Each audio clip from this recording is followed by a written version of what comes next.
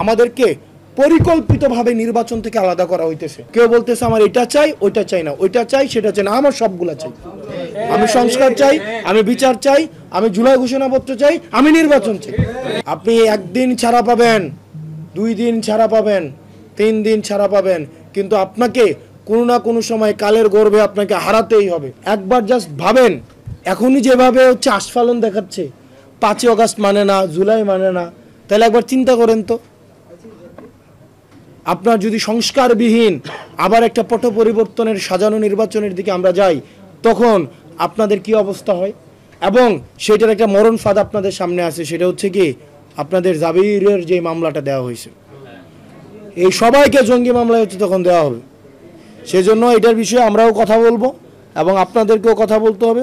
আমাদের একসাথে ঐক্যবদ্ধভাবে এই সংস্কার এবং বিচার নিশ্চিত করার মধ্য দিয়ে, অনেকে বলে আমরা নাকি নির্বাচন চাই না, আমরা অবশ্যই নির্বাচন চাই এবং নির্বাচন হইতেই হবে। বরং আমরা দেখতে পাচ্ছি নির্বাচন ঠেকানোর জন্য আরও অন্যান্য রাজনৈতিক দল এখন ঐক্যবদ্ধ হচ্ছে। তারা নির্বাচন ঠেকাই দিতে চায় কিভাবে? তারা সংস্কার ঠেকাই দিতে চায়, তারা বিচার ঠেকাই দিতে চায়। বিচার এবং সংস্কার ঠেকানোর মধ্য দিয়ে, জুলাই ঘোষণাপত্র ঠেকানোর মধ্য দিয়ে তারা হচ্ছে নির্বাচন পিছিয়ে দেওয়ার চেষ্টা করতেছে। এখন আমাদের এটাকে একটা প্যাকেজ আকারে দেখতে হবে, এটাকে আলাদা দেখা যাবে না। বিচার, সংস্কার, জুলাই ঘোষণাপত্র এবং নির্বাচনের একটা প্যাকেজ একসাথে দিতে হবে, একসাথে দিতে হবে। আপনার ওই যে নির্বাচন চাই সংস্কার লাগবে না, সংস্কার চাই নির্বাচন লাগবে না, এটা হইতে দেওয়া যাবে না। আমাদের সবগুলাই লাগবে, আমাদের সবগুলাই লাগবে। আমরা এই অভ্যুত্থানের এই সরকারের ইউনূসের কিছু অ্যাসাইনমেন্ট আছে, ডক্টর মোহাম্মদ ইউনূসের কিছু অ্যাসাইনমেন্ট আছে। ডক্টর মোহাম্মদ ইউনূসের শুধুমাত্র অ্যাসাইনমেন্ট না নির্বাচন দেওয়া, অনেকগুলো অ্যাসাইনমেন্টের একটা কাজ হচ্ছে কি নির্বাচন দেওয়া, অনেকগুলো কাজ, এর মধ্যে একটা নির্বাচন দেওয়া। সে যদি শুধুমাত্র নির্বাচনের দিকে তাকায়, তাহলে ডক্টর মোহাম্মদ ইউনূসের যত আছে আপনার এই যে অর্জন আছে, এই অর্জনগুলো মলিন হয়ে যাবে। উনি আবার ইতিহাসের কাঠগড়ায় ওনাকে দাঁড়াইতে হবে। সুতরাং আমরা অন্তর্বর্তীকালীন সরকারকে বলতে চাই, আমাদের প্যাকেজ আকারে সবগুলো দিতে হবে, প্যাকেজ। এটা আমরা আমাদেরকে পরিকল্পিতভাবে নির্বাচন থেকে আলাদা করা হইতেছে, পরিকল্পিতভাবে ট্যাগ দেওয়া হইতেছে না আমরা নির্বাচন বিরোধী। আমরা কিন্তু নির্বাচন বিরোধী না, আমাদের সবগুলাই লাগবে। কেউ বলতেছে আমার এটা চাই, ওইটা চাই না, ওইটা চাই, সেটা চাই না, আমার সবগুলা চাই।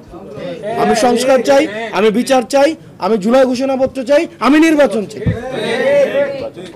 তারা দেখা যায় আপনি যদি খেলেন, আপনাকে মাঠে এসে খেলতে হবে।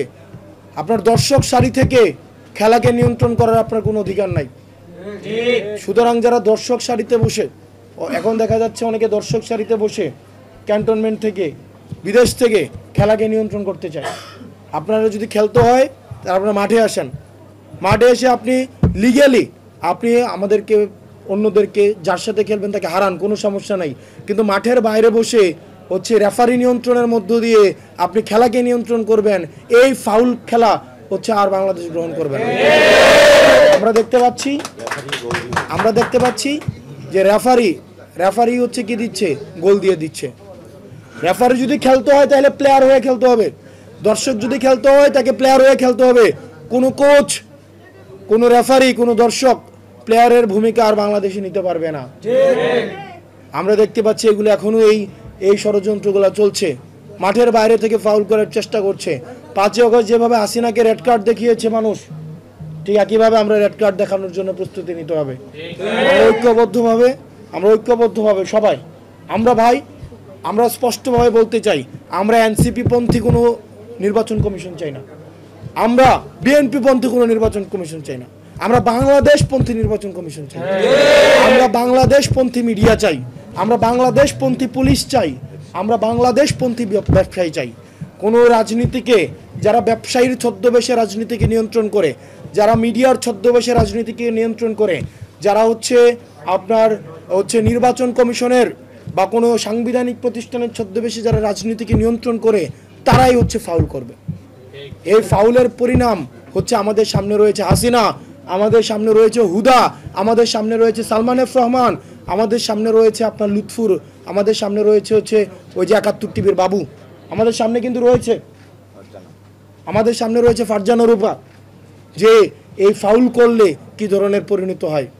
আপনি একদিন ছাড়া পাবেন, 2 দিন ছাড়া পাবেন, 3 দিন ছাড়া পাবেন, কিন্তু আপনাকে কোনো না কোনো সময় কালের গর্ভে আপনাকে হারাতেই হবে। কারণ যেই মুহূর্তে আপনি একটা বেইনসাফি করবেন ঠিক ওই মুহূর্তেই আল্লাহর পক্ষ থেকে আপনার জন্য একটা বেইনসাফি লেখা হয়ে যায়।